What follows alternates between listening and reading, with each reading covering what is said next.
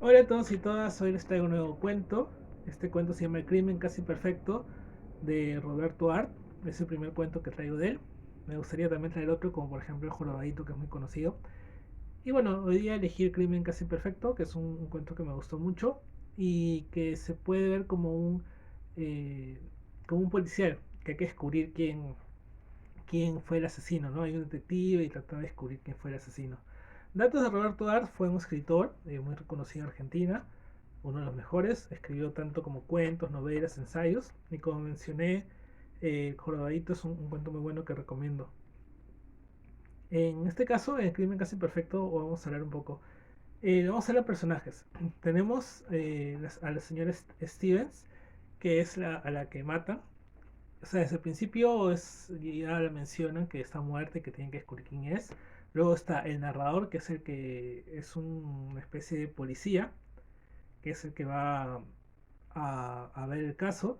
Y tenemos a tres hermanos que son sospechosos, que se llama Juan, el primero, el otro se llama Esteban y el otro se llama Pablo. Y una cuarta sospechosa será la empleada del hogar, ¿no? Entonces, entonces a este personaje, el narrador, que no se dice el nombre, se le da este caso y va a investigar. Eh, Todo aparenta la hipótesis que la señora se suicidó.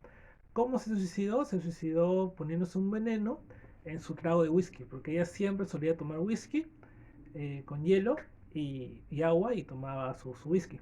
Y dice que ahí encontraron veneno.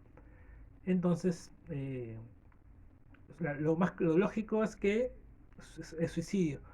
Pero al protagonista, al narrador y también a otras personas les pareció un poco raro que la señora se haya suicidado. Era una señora de 68 años, pero era una persona muy vital, tenía mucho dinero, hacía grandes festines, comía muy bien, era muy enérgica. Es decir, se veía una persona llena de vida, que ya tenía 68 años y que no parecía ni un índice para matarse. Además, algo que también parece extraño es que ella se la encontró leyendo su periódico, porque cuando murió envenenada, murió muy agarrada de su periódico. Entonces, parecía como que el veneno le cayó de imprevisto, ¿no? Que no sabía que iba a morir. Entonces, como que es muy raro que se haya suicidado, ¿no? Por todas estas cosas que dije. Entonces, el narrador va a tratar de buscar quién pudo haber matado, ¿no? Entonces, los sospechosos son los hermanos. Y dice que ese día había sido cumpleaños de la mujer, de la señora Stevens, y había sido su cumpleaños, habían estado hasta cierta hora, hasta las 2 y luego se fueron los hermanos. La señora quedó ahí, pero la señora no es que haya muerto de inmediato, sino pasó horas y horas y parece que murió después y ya luego la encuentra la empleada, la criada. Por eso la criada también es sospechosa.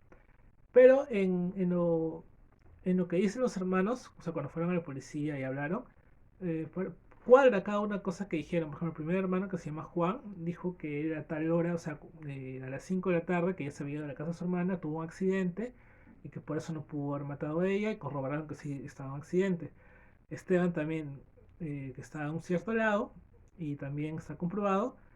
Y por último, Pablo también estaba en un laboratorio, porque es veterinario y también estaba trabajando. Es decir, corroboraron que cada uno de sus testimonios estaban en lo cierto, ¿no? No podían haber estado en la casa con la señora porque estaban haciendo sus cosas. Entonces, el policía no sabía cómo. Él sospechaba a los hermanos porque no eran ni unos santos, cada uno tenía sus respectivas cosas.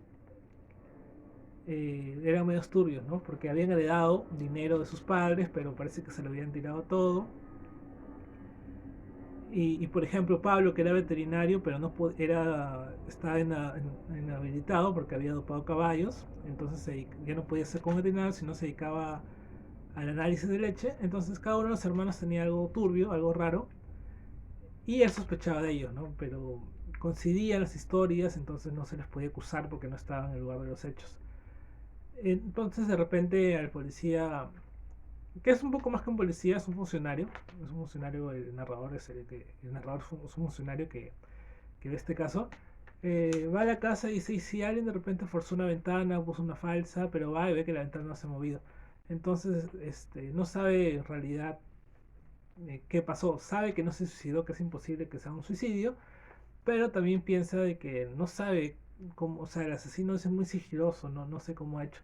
Entonces, así frustrado, se va a un bar. Él nunca toma, pero estaba frustrado, entonces se pide un whisky y no lo llega a tomar. Y lo empieza a ver y ve que el whisky hay agua y también tiene hielo. Y se pone a pensar y se le ocurre una idea. Entonces, sin beber el whisky, va corriendo a la policía donde estaba encerrada la criada. Porque claro, como ni uno de los hermanos era totalmente sospechoso, sospechaban de la criada. Aunque él no, porque decía que era tonto y que no podía haber planificado todo esto. Entonces este narrador le va a preguntar a la criada sobre el hielo. Dice, ¿dónde conseguía eh, la señora de la casa el hielo?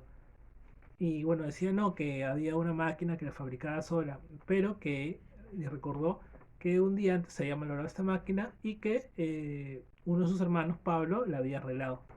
Entonces acá el narrador dice, esto es, ya solucionó el caso. Entonces ve